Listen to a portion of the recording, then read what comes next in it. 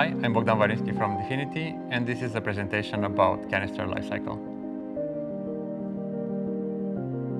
So what I want to do in this talk is to describe some of the key aspects of the lifecycle of a canister.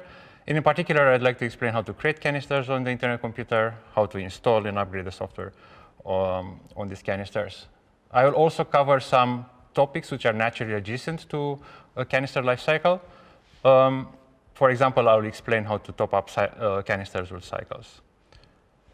Let me start with a brief description of some concepts which are useful context for the main topic of this presentation. The internet computer, to which I will also refer in this talk as DIC or the platform, is essentially a replicated state machine which achieves scalability by sharding load across multiple subnetworks. Each subnetwork hosts a number of canisters, and these canisters are kept in sync by using a consensus protocol run on the subnetwork. Canisters can communicate securely between them and with users via calls that resemble RPCs. And communication between, even across subnetworks, is made secure by using cryptographic techniques. So let me zoom in on a canister for a bit.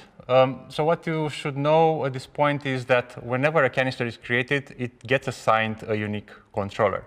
So this is the only party who is authorized to manage the canister. So it is the only party which can, for example, install and upgrade the software that powers it up. The controller needs to be what we call an IC principal. This means the controller needs to be a party which the internet computer can actually authenticate. So the controller of a canister can either be an external user who is identified on the IC via a cryptographic public key for which it controls the corresponding secret key, or it can actually be a canister. For canisters, authentication happens at the platform level. So I want to emphasize the fact that canisters can actually control other canisters, since this feature essentially opens up to programmatically manage large fleets of canisters. So as canisters run on the internet computer, they use computational storage and network resources. And for this, to acquire these resources, a canister needs to purchase them. And on the internet computer, this is done with an internal currency, which we call cycles. So technically, each canister will locally maintain a cycles balance. And during the execution, the system will determine the cost of the resources that the canister consumes. And it will regularly deduct their cost from the balance of the canister. So let me now take a quick look at how does a canister looks like when it is fully active on the platform. So when deployed, the canister will contain both code and data. The code is simply a WASM module, and the data is the WASM memory accessible to this WASM module. On the system side, the canister has associated some metadata, so some system state, which contains information like who its controller is, what is its current cycles balance, what is the identity of the canister, and so on. Perhaps more importantly, this state also contains information about what the canister is processing at any point in time. So specifically, for each request received, the system will record on the system state a call context where it keeps track of all calls that the canister issues as part of processing the request. So more precisely, for each outgoing call, the system records the address of a callback on the WASM module, which should be invoked when an answer to the call has been received. So taking as an example this hypothetical canister, which I illustrate on this slide, which should implement somehow software for a travel agency that helps users book trips. The interaction with this canister would happen something along the following lines. A user will contact it by issuing a book trip request. To process the book trip request, the canister would need to make a subsequent book flight call. When the book trip request arrives, the system will create a call context for the book trip request. And when, during the processing, the canister issues the book flight call, the system will record in the call context of book trip a callback for that to be invoked when the reply to the book flight arrives. So what I'd like you to remember is that the call contexts get cleaned, so the callbacks that are recorded get cleaned only when the replies arrive. So with this in mind, let's look at how one can deploy software on the Internet computer. The first step is to actually acquire a canister. So one is to first create and get control of a canister. I will explain later in this talk how canisters get created. For now, I think the only important thing to know is that when a canister is created, it gets assigned to one of the IC subnetworks, and it gets assigned a controller. Also, immediately after canister creation, the canister is essentially an empty shell. There is no code and there's no internal state on it. Okay, so in the next step, the controller can then code on the canister by installing a WASM module on it. And the controller can do this by issuing a management call to some specific component of the Internet computer. The request will specify a canister destination, and it will provide a input, a WASM module. When the platform receives this install request, it will perform a few steps. First, it will check that the WASM module is valid. It will then instrument the WASM module with platform-specific instrumentation, compile it, and push the resulting code onto the canister. And from this point forward, the canister will be able to process messages addressed to it by using the logic implemented by the WASM module. So just with any other software, the controller needs to update the code on the canister, for example, to fix bugs that it discovers or to add new features. The Internet computer offers two distinct ways to do this.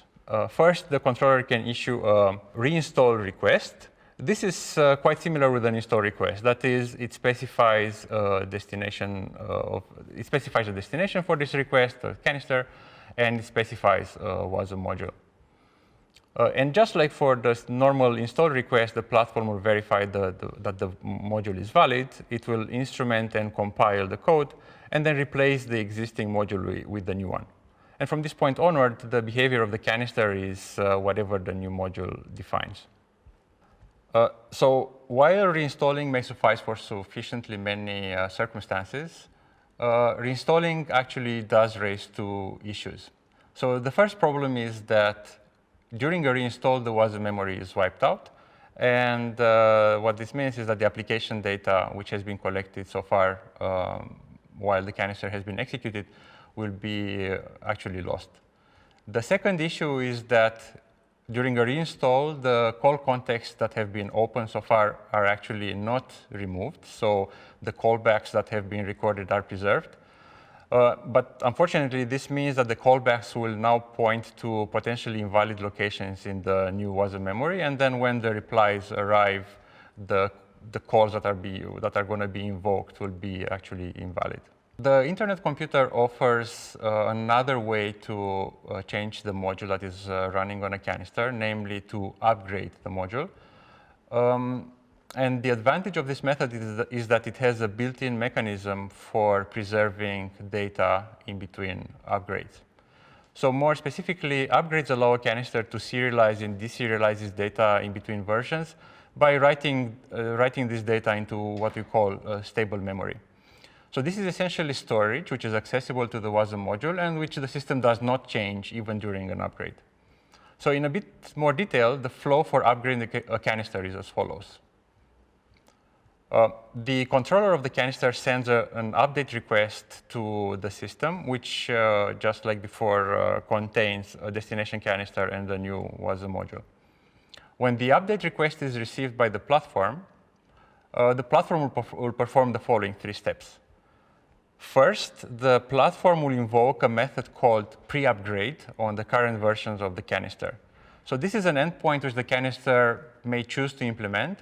And this endpoint is going to be invoked only when an upgrade is about to happen.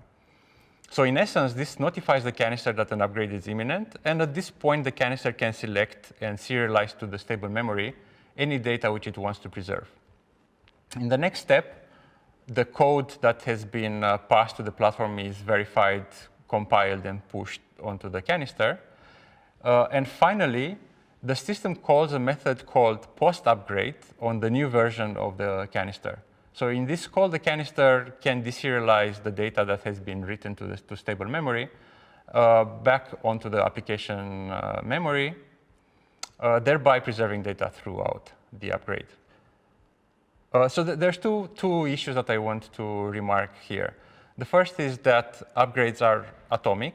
And what I mean by that is that if anything goes wrong in either of the three steps, the state of the canister is rolled back to whatever it was before the upgrade command has been issued. The second remark is that the call contexts, just like for reinstall, are preserved. And next I'm going to explain what one can do to deal with the fact that call contexts may contain callbacks that will be invalid if a new WASM module has been installed. Okay, so now let me explain how one can deal with the fact that the call contexts stay open during an upgrade or a reinstall. So to support clean upgrades, that is, upgrades where there are actually no open call context, the internet computer allows the canister controller to actually stop the canister. So what I mean by that is that at any point, the canister controller can issue a management command where it demands that the internet computer stops forwarding requests to the canister. Looking a little bit more deeply, the canister at any point will be in one of three possible states. The canister can be running, stopping, or stopped. So a running canister will get all of the requests and replies that are addressed to it. And this is probably the typical state in which the canister will be while on the internet computer. In a stopped state, the canister will have no outstanding replies, so there's no outstanding calls that the canister has made, so there are no replies addressed to it. And the internet computer will simply reject all requests that come towards the canister. Transitioning between running and stopped happens via an intermediary state, which we call stopping. In a stopping state, the canister will receive all of the replies, but it will reject all of the incoming requests. So what this means is that eventually, when all of the replies to the outgoing requests have been received, the canister will have no open call context, and then upgrading can happen safely. So the status of a canister is decided by its controller, and it indicates to the system how messages that are addressed to the canister should be treated, so that should they be forwarded or rejected. From the point of view of the systems, however, the canister may also be in some other state. So these states that I'm going to describe now are deleted, deallocated, or frozen. And I'll provide a quick overview. What do these mean? So first, the controller of a canister can ask the internet computer to delete the canister forever. So this is just another management command that the controller can use. And to process this message, the platform will simply remove the canister from its replicated state. So strictly speaking, this is not a state. The resulting state is not a state of the canister. If an external party queries about the canister, it will not get any information about it. There's no trace of the canister on the platform, but internally, the platform will ensure that a canister that has been deleted will not be reused, so its identifier will not be provided to any other newly created canister. As canister execute on the platform, as I have explained earlier, the platform charges the account balance of the canisters for the resources it consumes. So unless a canister is topped up, eventually it will run out of cycles, and at this point, the canister is going to be deallocated by the system. And what this means is that the moment the cycle balance of a canister reaches 0, the platform is going to remove the application data, that is the WASM module and the WASM memory from the canister state, and it will only preserve minimal information about the canister, namely its identifier, its controller, and its cycles balance. And you may wonder, why would we keep the cycles balance around if it has already reached 0? And the answer is that at this point, there may be still replies in flight towards the canister, and these replies may carry cycles that are going to be deposited on the canister. So when a canister is deallocated, it's pretty much in a very similar state to the state of a canister which is freshly created. So that is an empty shell with just some metadata information associated to it. So deallocating a canister is a somewhat abrupt way of stopping the execution, because deallocating the canister means that the data that the canister holds is lost forever. We plan to deal with this issue by introducing an intermediary state, which we call frozen.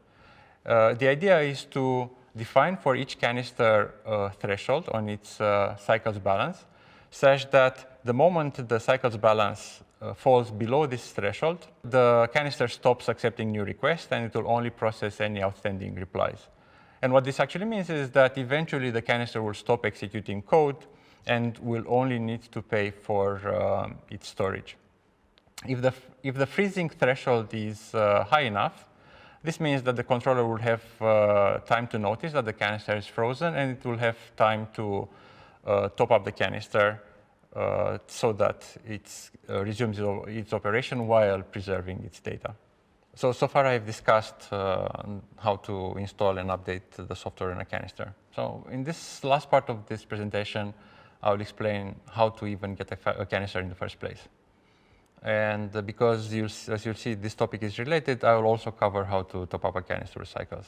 Both for canister creation and for cycles top up, I will distinguish two distinct scenarios. First, I will cover the case when a canister wants to create another canister or top it up. And what makes things simpler here is that the canister already has a cycles account, so it already can pay for the resources needed for canister creation on its own.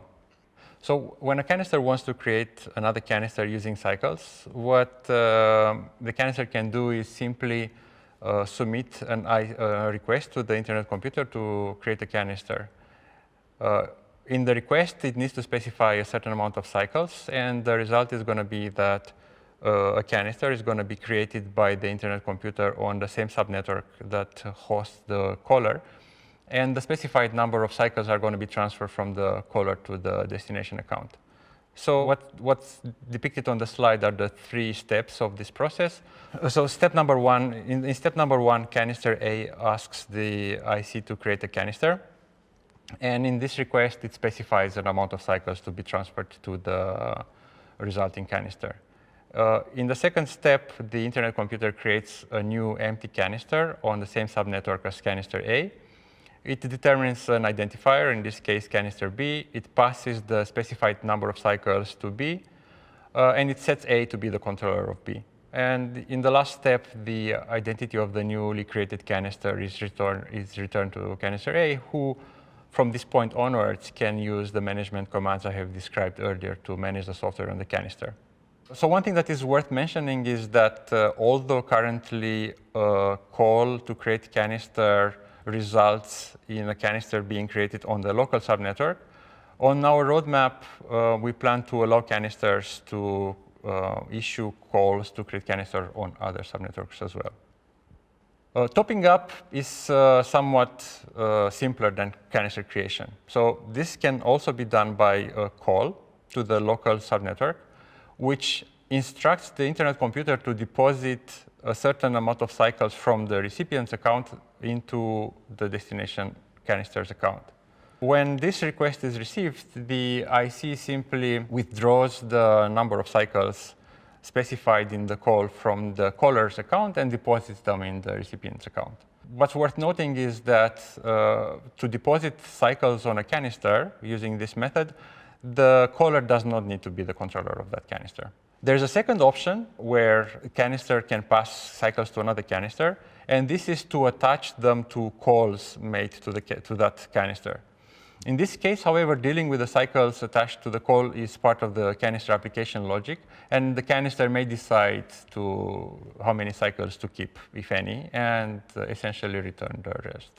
There's a second option which allows a canister to pass cycles to another canister, namely to attach them to calls made to that canister. In this case, however, dealing with the cycles attached to a call is part of the canister's application logic, and the canister may decide how many cycles to keep, if any. So now let me move on and explain how to get a canister by paying for it with ICP tokens. So the process involves converting ICP tokens into cycles, and this means that the caller would need to interact with the governance system of the IC. So the governance system is a large component, and on this slide I'm only representing the relevant parts. So these are the ledger canister, the cycles minting canister, and the registry canister.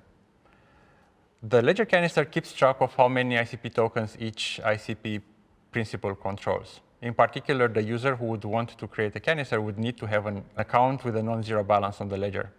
The cycles minting canister is, as the name suggests, the component of the IC which is in charge of producing cycles. The canister will also control one or more accounts on the ledger. And finally, the registry maintains system-wide information, and in particular, what is relevant for this scenario is that the registry will maintain the latest ICP to cycles exchange rate. So with this in mind, let's see how can a user who controls ICP tokens get a canister. So at a high level, the process consists in a few steps. First, the user transfers a number of ICP tokens from his or her account to the cycles minting canister's account. The transfer itself encodes information about its purpose, that is, that the transfer needs to be used to create a canister, and it will also encode the IC principal of the user. In the subsequent call, the user asks the ledger to notify the cycles minting canister of the incoming transfer and its parameters.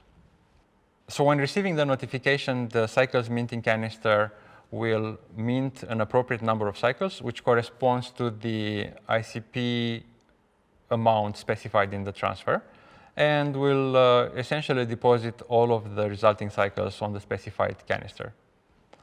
So at this point, the cycles minting canister requests directly the creation of the canister on the selected subnetwork. It gets a canister ID, and it sets the original caller to be the controller of this canister. So finally, the ID of the new canister is returned to the user as response to his notification request that he sent to the ledger canister. And from this point onwards, the user can manage the canister using the management commands that I have explained earlier. That is, it can install and upgrade code on the canister.